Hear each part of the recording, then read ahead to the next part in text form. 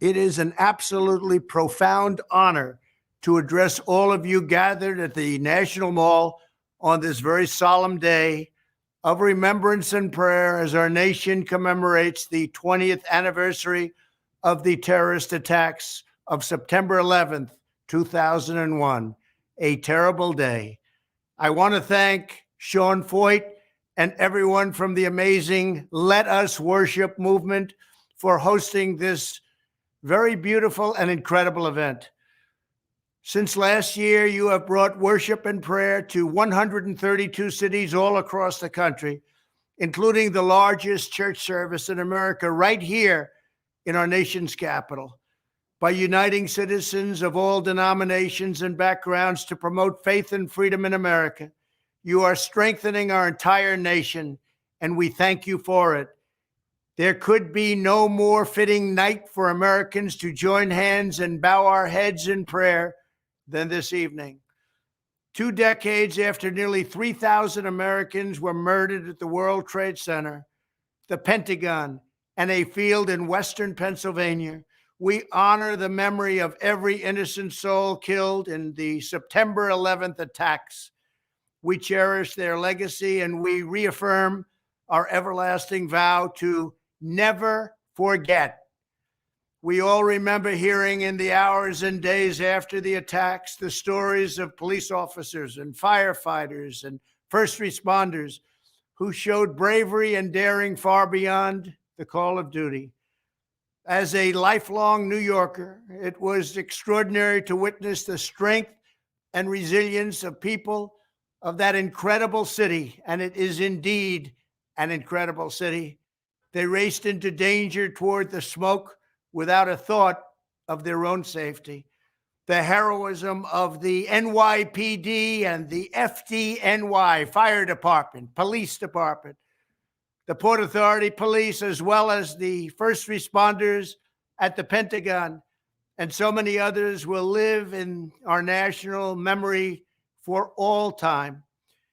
Tonight, I want to express our thanks to every first responder present on the National Mall. You are the very best of our nation. You are incredible people. I also want to ask every American here today and all across the country to take a moment to share our gratitude for the countless people, active duty service members, veterans, and military families who have sacrificed to defend our country over the past 2 decades. And let's especially be thanking and thinking of the brave heroes who served in Afghanistan. They courageously volunteered to hunt down the vile killers who attacked America and to eliminate the menace of radical Islamic terrorism from the face of the earth. And I know what you're thinking, because we have suffered a great, great embarrassment over the last week. A terrible thing has happened. Terrible decisions were made by this administration. But you are brave, you are incredible, and it will be made up. Earlier today, members of the Let Us Worship movement placed flags on the graves of every service member in Arlington Cemetery who gave their life for our nation since September 11th. To the Gold Star families present on the mall, and to the families of all of the service members who have made the supreme sacrifice in our fight against the terrorist enemy, please know that you have our undying loyalty and eternal devotion and the love and support of every single American. As we pray and reflect on this anniversary, one story from that terrible day points the way forward for our nation and reminds us of the infinite source of our hope. As black smoke was billowing from across the Potomac at the Pentagon, and the skies of New York were full of ash and flame, a lone figure stood at a window near the base of the North Tower of the World Trade Center. Father Michael Judge was the chaplain of a New York City fire station. When the first plane struck the World Trade Center, he raced inside knowing the danger. Video testimony shows him standing still at the large window looking at people falling to their deaths. A friend and fellow priest later recounted that if you watch carefully, you can see the Father's lips moving. For those of us who know him, the friend said, he wasn't one that talked to himself. He was praying. Moments later, the South Tower collapsed and the implosion shattered the glass window and killed Father Mike. The day before he died, Father Mike spoke at the dedication of a New York City fire station. Before a group of firefighters, he shared a message that echoes across all time. You do what God called you to do, he told them. You show up. You put one foot in front of the other. You get on the rig and you go out and you do the job, which is a mystery. You have no idea what God has calling for you. You have no idea where you're going, and in some cases, you don't know why, but he needs you. He needs me. He needs all of us. Tonight, Father Mike's words remind us that in the end, there is only one true answer to the depth and the evil that we saw on September 11th.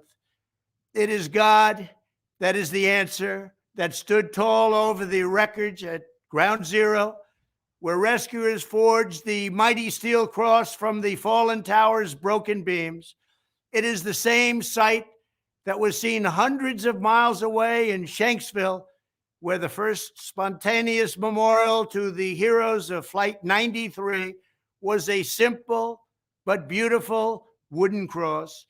And it is this same turning to God, the ultimate answer to evil, that we see here today as thousands of Americans gather on the Mall to pray for our beloved nation and to pray for one another.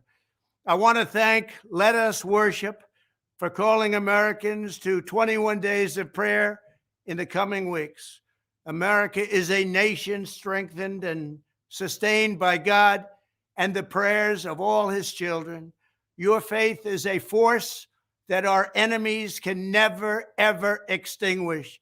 Your love of God, family, and country is more powerful than any adversary's hatred or malice or scorn.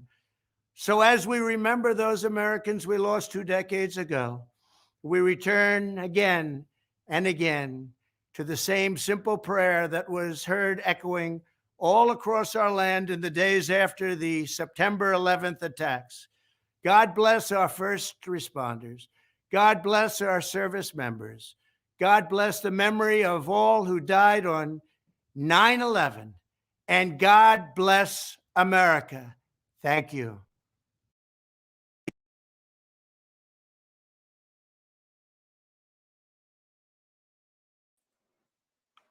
Please pray. Know that we're in good hands. God bless America.